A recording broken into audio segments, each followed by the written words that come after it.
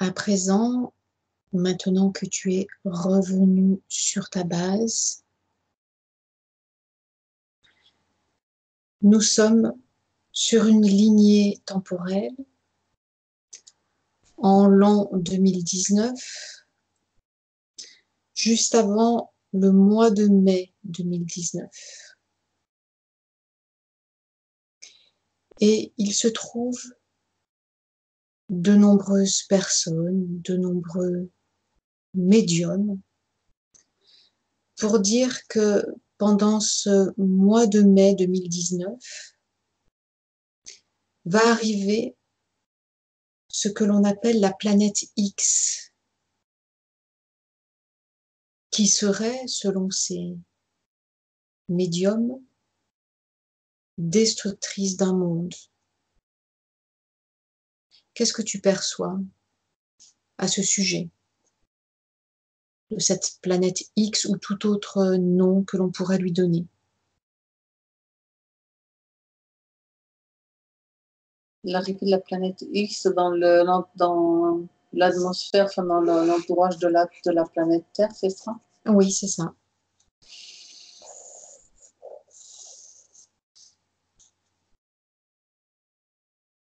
Moi, quand tu m'as dit ça, je voyais plutôt quelque chose qui se passait dans un autre plan fréquentiel. Mmh. Et avant que tu poses la question, j'avais...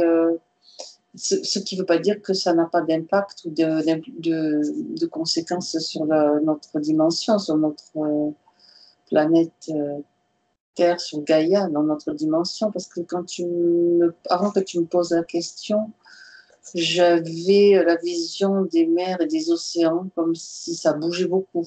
Mmh. Je ne sais pas si cela a un rapport.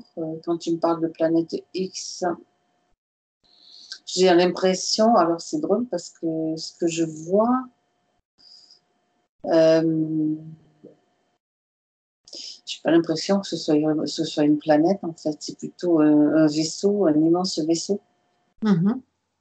Et c'est pour ça que je parle de notre plan qui n'est pas forcément visible à nos yeux. Mmh. Alors certains parlent de planète X, d'autres parlent de Nibiru, certains parlent d'une planète, d'autres d'un vaisseau. Mmh. Mais en tout cas, de bouleversements, géologiques et physiques sur la Mmh. Terre, dans notre dimension. Moi, je vois un vaisseau. Hein. Je t'ai dit que Mmh. je voyais un vaisseau, donc qui est une taille très très importante, donc ce qui peut effectivement être apparenté à une planète. Mmh. Mais quand je vois effectivement ce vaisseau qui s'approche, je vois qu'il y a des implications au niveau du magnétisme, ouais, du magnétisme terrestre. Ça fait comme... je parle de magnétisme parce que moi, je n'y connais rien. Hein. Je te dis simplement les choses comme je les vois de manière simple, en fait. Tu sais, quand tu rapproches deux aimants Oui. l'un de l'autre, ça fait comme il y en a un qui peut, soit ils sont attirés, soit ils sont repoussés selon le pôle en fait qui est présenté. Et là, c'est plutôt quelque chose qui repousse et qui fait bouger des. Je vois les océans, je vois des vents qui se lèvent comme des vents magnétiques, comme des tempêtes en fait, des tempêtes Mmh. magnétiques. Je sais même pas du tout ce que c'est, mais c'est pas grave. Je dis comme ça me vient. Euh, Ça me parle de tempêtes magnétiques et de vents solaires. Et voilà. Et qu'est-ce que vient faire ce vaisseau? Oula. Il y a quelque chose qui a rapport avec les axes de la Terre. Mmh. Je vois donc, quand je parle de l'axe, en fait, c'est ce qu'on appelle le pôle Nord, en fait. Mhm.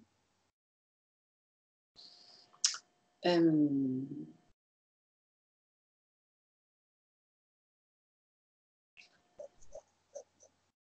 les informations sont reparties. Parce que c'est comme s'il y avait un brouillage là. Est-ce que ce vaisseau va rentrer dans notre atmosphère terrestre?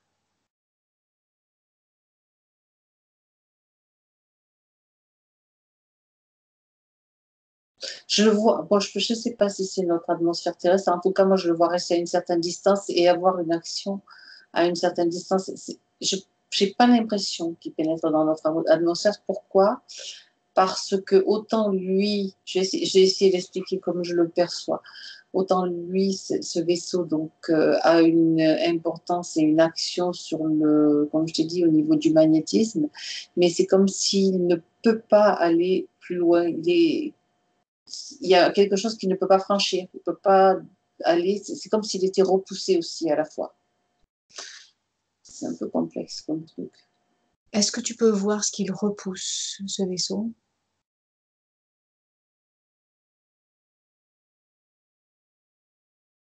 Ce qui repousse ce vaisseau, oui.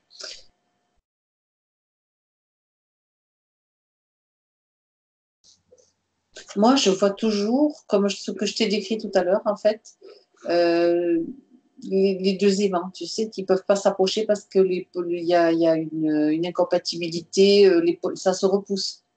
D'accord. Si tu veux, il ne peut pas franchir cette limite qui est, on peut aller voir plus loin si tu veux, c'est-à-dire moi je vois déjà l'effet du magnétisme terrestre, en fait, de cette espèce ce que je vois, cette force qu'il a, qui émane de la Terre en fait, et qui est, c'est comme un bouclier quelque part, comme quelque chose qui protège aussi. Est-ce que tu peux t'approcher de ce vaisseau pour prendre des informations sur lui?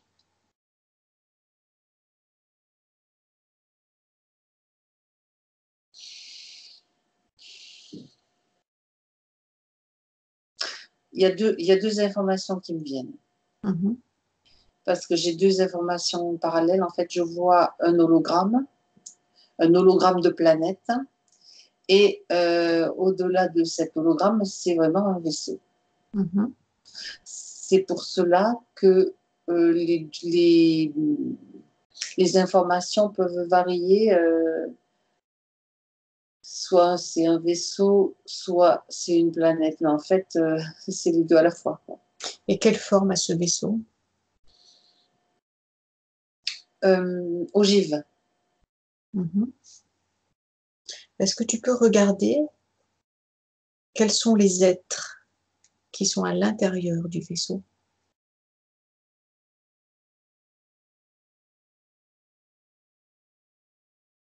Il faut que je pénètre dedans. Déjà, quand je pénètre, je vois une grande pièce avec c'est comme je dirais c'est une pièce technique, c'est pas un laboratoire, c'est pas les laboratoires, tu vois, ce que nous, quand nous nommons en laboratoire, c'est pas tout à fait ça. J'appelle ça pièce technique parce que je vois comme des techniciens. Alors là, Alors, avant d'aller plus loin, Fabien, vérifie bien que tu as ta cape protectrice d'invisibilité, que tes fréquences sont au plus haut, et tu restes en mode visuel. Oui. Et que à tout moment, si tu sens que quelque chose ne te semble pas correct, en un clin d'œil, tu peux sortir de là. Garde ceci à l'esprit. Je vois des reptiliens. Bien. D'apparence reptile. Enfin bon, reptile, je vois que c'est ça. Après, les décrire, tu sais, c'est pas vraiment c'est plutôt des têtes un petit peu de dinosaures, mais très pas grossières, hein, très très fines en fait. tu sais, tu vois dans les dessins des livres dans ton parc, je sais pas si tu vois, il y en a qui sont dessinés, c'est un petit peu ce Oui. modèle-là que je vois, moi. Est-ce qu'ils sont bipèdes? Oui, Mhm. oui, Est-ce il qu'ils y ont... en a qui ont comme des crêtes à l'arrière, d'autres non. Mhm. Est-ce qu'ils ont une queue? Il y en a qui en ont, il y en a qui en ont pas. Est-ce qu'ils ont des écailles? Oui, plus ou moins, comment dire, fines et apparentes, hein. Il y en a qui sont très rapprochées, donc au plus, on les voit davantage, quoi. Mais dans l'ensemble, c'est quand même beaucoup plus fine, en fait, des écailles très fines, je dirais. Observe leurs mains. Combien de doigts comptes-tu? J'en vois 4. Est-ce que tu vois qu'ils sont palmés ou non, ces Les doigts? doigts, non. Non. Les doigts des pieds? Ben, faut que je traverse les ongles comme des trucs. Tu veux que je te dise le nombre de doigts, c'est ça? Mhm. Euh, ça ressemble plus à des pattes qu'à des doigts. Mhm. Est-ce qu'ils sont palmés? Hmm, non, je vois plus des griffes en fait. Bien. Est-ce qu'ils ont des ailes? Ce que je vois, non. La couleur des yeux?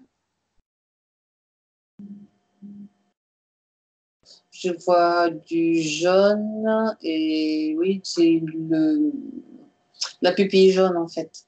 Mhm. Du noir et du jaune. Et comment est cette pupille? Elle est verticale. Ok. Est-ce qu'ils sont habillés en Oui, uniforme? ils ont comme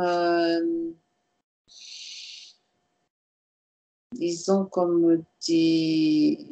C'est pas un uniforme, c'est comme des blouses en fait, mais d'une matière qui pourrait ressembler à du papier très fin, mais c'est pas ou du plastique très fin, pas plastique, papier très fin, mais c'est pas forcément une matière que je connais, c'est juste pour te la décrire. C'est comme s'ils avaient cette. Je sais pas pourquoi ils portent ça d'ailleurs.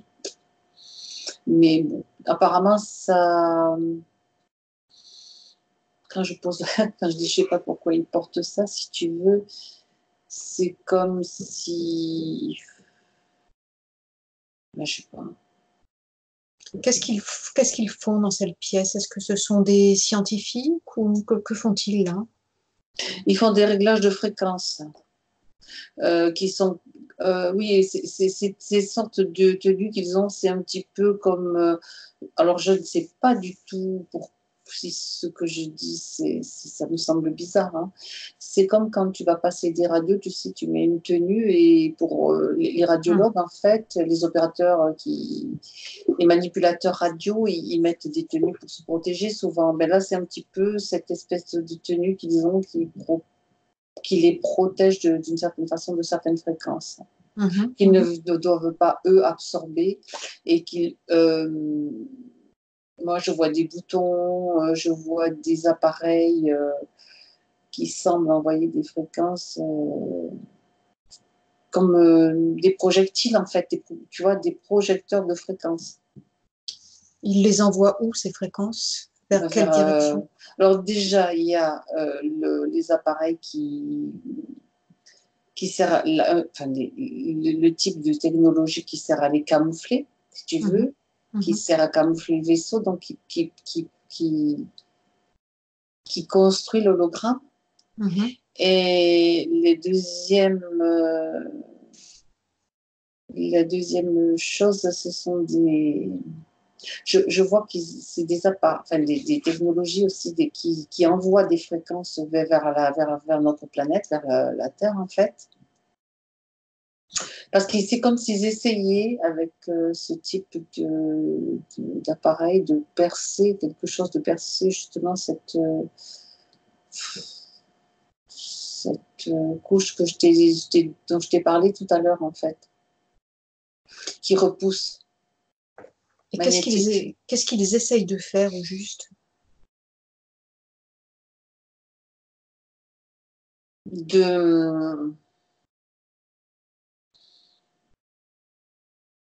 Et bien justement, ils essayent d'intervenir sur cette couche magnétique,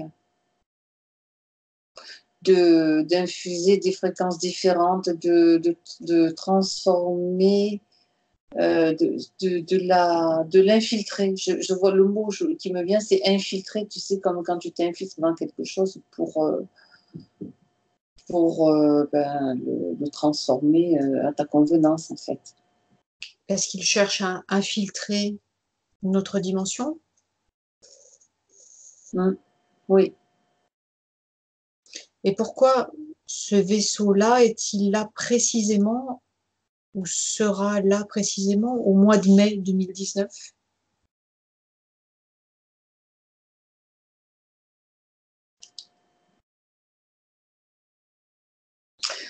Alors, ce que je vois, c'est que par rapport à cette date, si tu veux, la planète Terre, elle tourne, en fait. On va dire que son axe sera placé, je vais te le dire comme ça, parce que je ne peux pas le dire autrement. Il faut que je fasse attention en plus à ce que je dis. C'est ce que je perçois. Son axe sera placé pour eux si tu veux, ça bouge. On peut dire que ça tourne, que ça pivote, peu importe. Et l'axe qu'il vise, en fait, sera placé au bon endroit à ce moment-là. Et en même temps, c'est comme si, à ce moment-là aussi, dans cette période-là, ils sont plus ou moins cachés par rapport à d'autres. Ils ne doivent pas montrer ce qu'ils font, tu vois. C'est comme si l'axe est favorable pour ces deux raisons-là. C'est bizarre, hein? Et dans notre dimension, quels sont les effets ou les conséquences de leurs actions? Des tentatives, tu veux dire, de leurs actions. Ben, disons que, comme je te l'ai dit tout à l'heure, j'ai vu des océans, j'ai vu des tempêtes. Quand je dis tempêtes solaires, ça peut être aussi des tempêtes, effectivement, avec des vents. Hein. Il y a beaucoup de vent, des tempêtes. Des tempêtes de sable, des tempêtes de beaucoup de vent, des mers qui se démontent. Voilà, je vois des choses comme ça.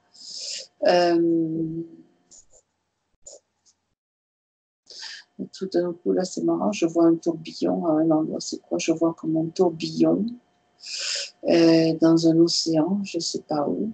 Pourquoi? Ce qui me vient, je te dis comme ça me vient spontanément.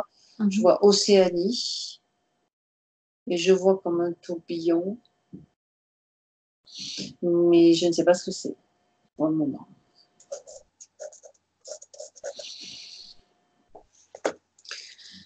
Reviens vers ce vaisseau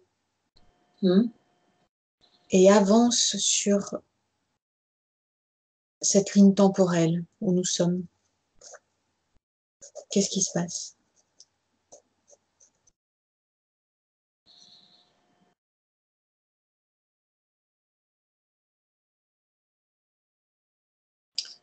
Il s'en va. Je vois qu'il se retire, en fait, qu'il recule. Je le vois reculer. Je le vois reculer et mission échouée. Quelle en est la raison?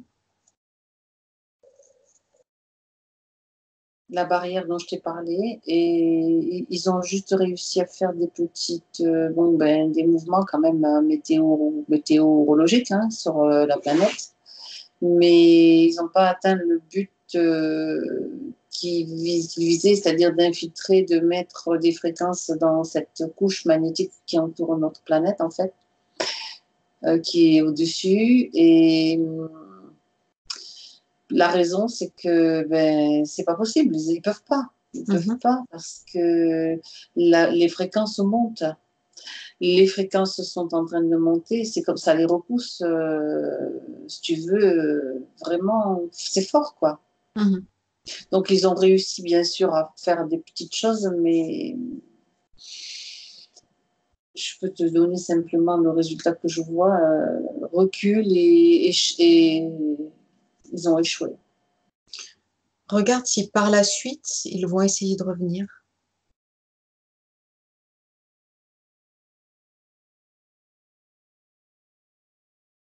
Oui, ils vont dans ce que je reçois comme information, c'est que de toute façon, ils vont tenter le tout pour le tout, mais eux et d'autres, hein, je veux dire, ils ne sont pas les seuls. Il y a plusieurs autres groupes, on va dire, d'espèces extraterrestres qui visent la récupération pas la, forcément, quand je dis récupération, c'est la garder sous emprise, en fait. Mhm.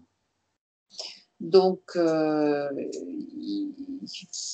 donc, si tu veux, ils vont tenter le tout pour le tout. Ce sont des cas désespérés, c'est ce qui me dit. En désespoir de cause. C'est comme si, tu vois, je dis ça, mais c'est pas très drôle en fait. Moi, ça me fait rire. Parce que c'est comme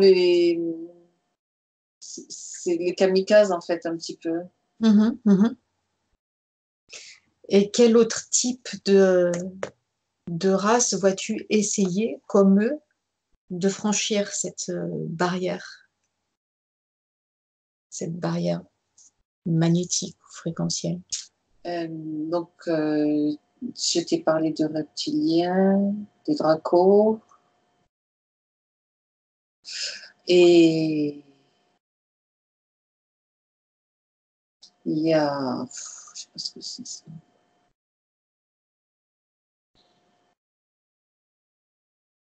Il y a des espèces que je connais pas du tout, hein. Je vois des choses qui défilent un petit peu. Il y a quand même pas mal de monde apparemment.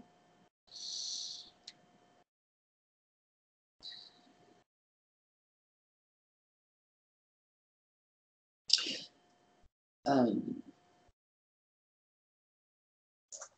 Tu sais ce que je vois? En fait, je vois pas j'ai pas la réponse vraiment à ta question. Il y a beaucoup Mhm. d'espèces, mais Mhm. au-dessus, Mhm. Mhm. au-dessus de ça, Oui. il y a quelque chose, tu sais, ça m'a fait penser à l'énergie noire dont tu me parlais à un moment donné, dans une des sessions où c'était toi qui étais en état d'hypnose, tu voyais une énergie noire. Et je vois ça, si tu veux, qui est en train d'essayer d'engloutir, comme essayer d'aspirer tout ça, si tu veux. C'est juste la vision que j'ai. D'aspirer, en fait, toute cette création, tout ce qui... Comme si elle voulait tout faire disparaître, en fait. C'est-à-dire notre univers, Hum. notre Terre. Oui, oui, oui, comme si Mhm. elle voulait l'engloutir, Mhm. de manière à... euh, si tu veux, l'idée que ça me renvoie à cette idée. Je détruis tout, j'engloutis tout pour tout recommencer et refaire encore mieux pour, tu vois, comme aspirer dans un trou noir. Mhm. Mhm. Est-ce que plusieurs univers sont concernés?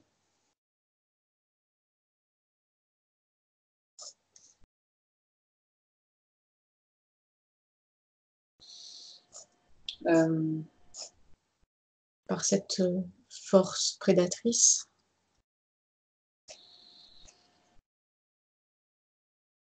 oui, Est-ce qu'il s'agit de quelque chose de naturel ou d'artificiel? quand tu veux parler des univers, De cette force prédatrice, cette force noire?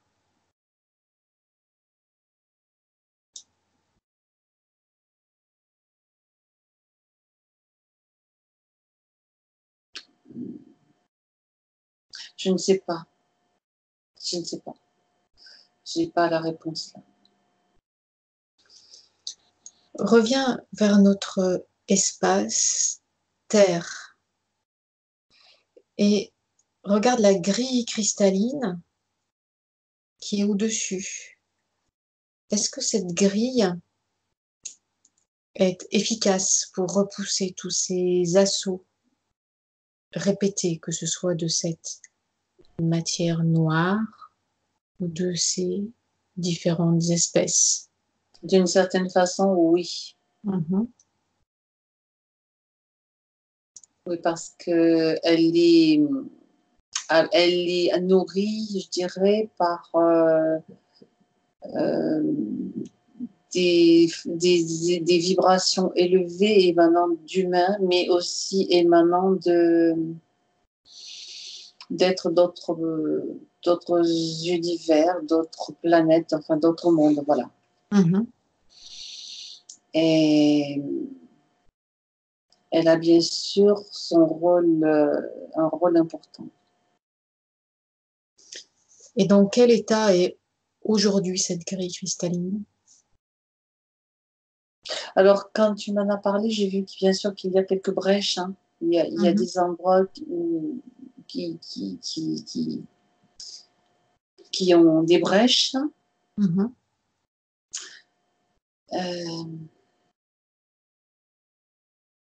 Mais quand je regarde de plus près, je vois que petit à petit, les brèches, ça peut se ressouder en fait. Ça se ressoude toujours avec des fréquences vibratoires élevées.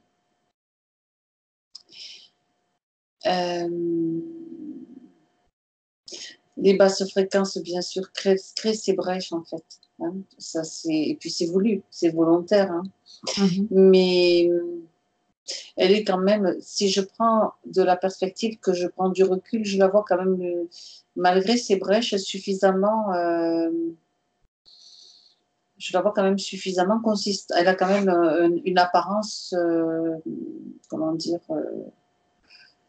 qui est, dans l'ensemble, les brèches ne dépassent pas un certain pourcentage en fait. Est-ce qu'il y a des consciences en ce moment même qui sont actives à combler ces brèches? Oui, oui, oui. Il y a des consciences, divers types de consciences d'ailleurs. Et quand tu m'as parlé de ça, j'ai vu il y a des consciences humaines, mais c'est drôle parce que j'ai vu des consciences de ce qu'on appelle les devas. Particulièrement les devas qui sont je cherche le mot, qui sont associés aux cristaux, tu vois, à l'élément cristal, les minéraux, le minéral, le cristal. Ce sont des consciences qui sont dévolues à ces réparations, je dirais, à ce travail comme d'orfèvre, en fait, qui est de ressouder, reconstruire, recréer, si tu veux. Je vois des éléments qui sont créés à nouveau à partir à partir des consciences, à partir des fréquences. Et c'est drôle parce que ça travaille dans le subtil et je vois des petits éléments comme des gouttes d'eau, si tu veux. Ça me rappelle des gouttes d'eau qui deviennent plus, je vais traduire comme je peux, hein, avec mes mots dans mon langage 3D. C'est comme des gouttes d'eau qui s'assemblent et qui forment des matières plus solides, comme cristallines, plus cristal, quoi. Tu vois? Donc, si tu veux, il y a les deux propriétés, la propriété de l'eau, la propriété du cristal. Et nous, en tant qu'êtres humains, que pouvons-nous faire pour continuer à réparer cette grille, à la consolider? Je vois quelque chose, je vois une vibration qui part, je la ressens d'ailleurs, une vibration qui part du cœur et qui va être dans, tu vois, c'est comme une vibration de gratitude en fait envers tous ceux qui œuvrent pour aider justement à la montée des fréquences. Mhm. Souvent, se mettre dans un état de gratitude régulièrement, être conscient de notre pouvoir créateur. Avec cette gratitude, si tu veux, c'est drôle, c'est comme si on envoyait des petites parcelles de lumière cristalline, toute fine, de lumière en fait. Je dis de lumière cristalline parce que c'est comme ça que ça me vient. Et Mhm. que à partir de ces petites parcelles, les dévas les utilisent pour reconstruire et en même temps, ce sont des fréquences qui atteignent, qui sont euh, qu'ils utilisent donc pour la reconstruction de cette grille et qui vont changer aussi la fréquence de la grille. Mhm. Donc, quand on parle de fréquence élevée, c'est prendre de temps en temps un instant pour se centrer en son cœur, simplement avec l'intention, déjà l'intention, et puis tu peux même le dire à voix haute, te poser, te concentrer, je me centre à mon cœur, et puis voir la beauté aussi de la nature, tu vois, tu te connectes à ça et déjà tu montes en fréquence. Et puis après, à partir de là, tu peux envoyer de la gratitude à tous ceux qui sont là, qui œuvrent pour nous aider. Mhm. Très bien. Est-ce que tu vois d'autres choses à rajouter? Ce que je vois, c'est que ça ne s'arrête pas. C'est tout le temps en mouvement, quoi. Il n'arrête Mhm. pas, il n'arrête pas. Donc, si un nombre suffisamment élevé d'humains faisait ça régulièrement, ça les aiderait grandement, quoi. Ça existe, ça se fait déjà, mais si le nombre d'humains se connectait à cela et de cette façon-là, ça serait énorme. Mhm. Encore faut-il que les humains le sachent. Ben oui. Donc, Mais tu sais, merci il pour cette suffit que, information. il suffit que un soit au courant, puis deux, puis trois, tu Mhm. sais, Mhm. ça va faire cette information est bien sûr importante et intéressante, mais il y a aussi bien d'autres choses qui sont en œuvre et on n'est pas en train de regarder nous en ce moment, mais qui sont aussi qui œuvrent dans le même sens. Donc Mhm. c'est bien. Ça se propage très vite aussi. Très bien. À présent, tu peux te déconnecter de toutes ces images, de toutes ces fréquences et revenir sur ta base